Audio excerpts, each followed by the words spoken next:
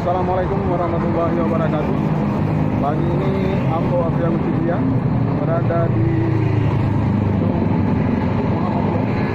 Jakarta dalam rangka mengikuti halal bihalal Muhammadiyah Provinsi DKI Jakarta yang insya Allah akan dihadiri oleh Bapak Gubernur DKI Jakarta Anies Baswedan. Inna wa antum muslimun.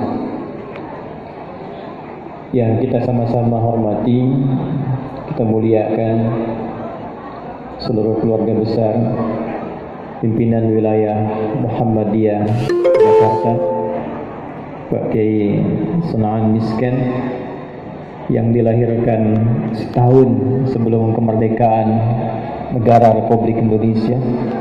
Jadi NKRI itu lahirnya setahun setelah beliau lahir. Para ulama, asatidzah, Pak Kiai Munahar itu secara bahasa saya lihat hari ini mengalami perluasan. Kalau secara gramatikal harusnya maknanya yang tercerahkan. Sekarang berubah mu-nya Muhammadiyah, N-nya tetap NU, harnya makin gahar.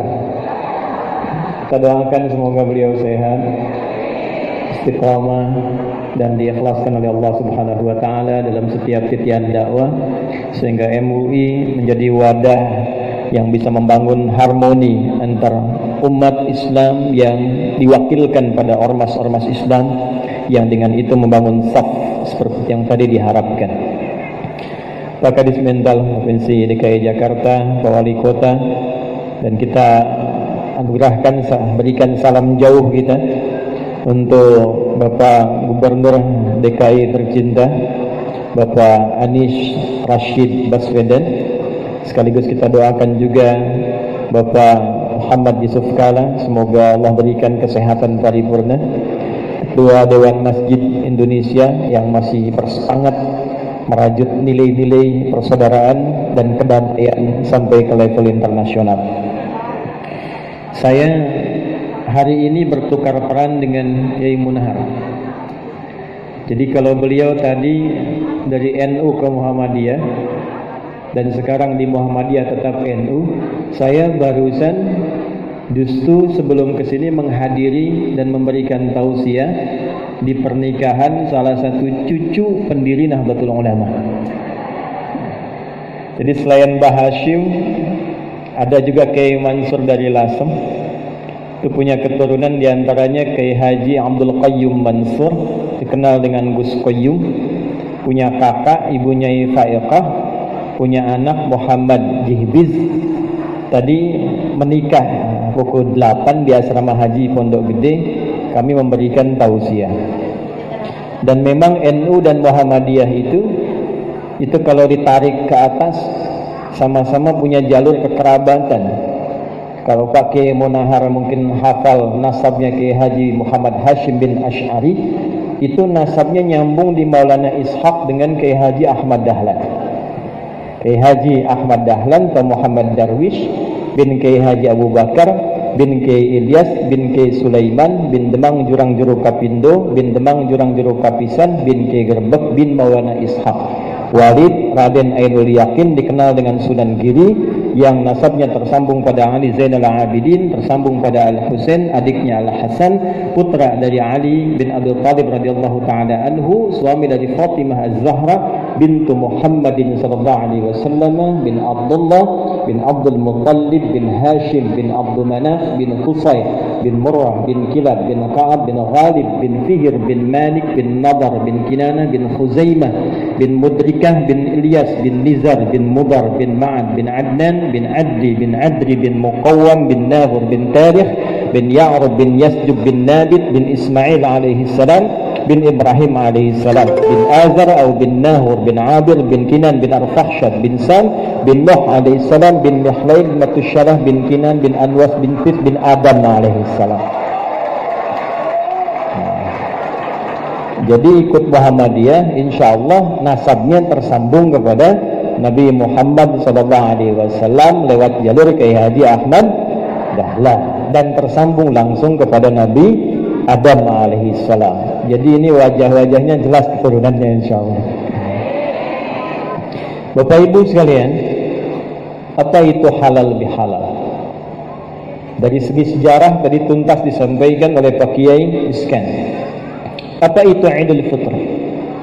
Kita sekarang ngaji Quran dulu, ngaji Quran dengan hadis-hadis Nabi Muhammad SAW. Halal itu akar kata paling awalnya dari kata al-hillu. Jadi kalau kata kerja verb fi'ilnya ahalla yuhillu jadi halal nanti, tapi akar mula asalnya dari kata al-hillu. Al-hillu ini tidak pernah disebutkan di lisan orang Arab kecuali menunjuk kepada sesuatu yang kusut yang kemudian terurai.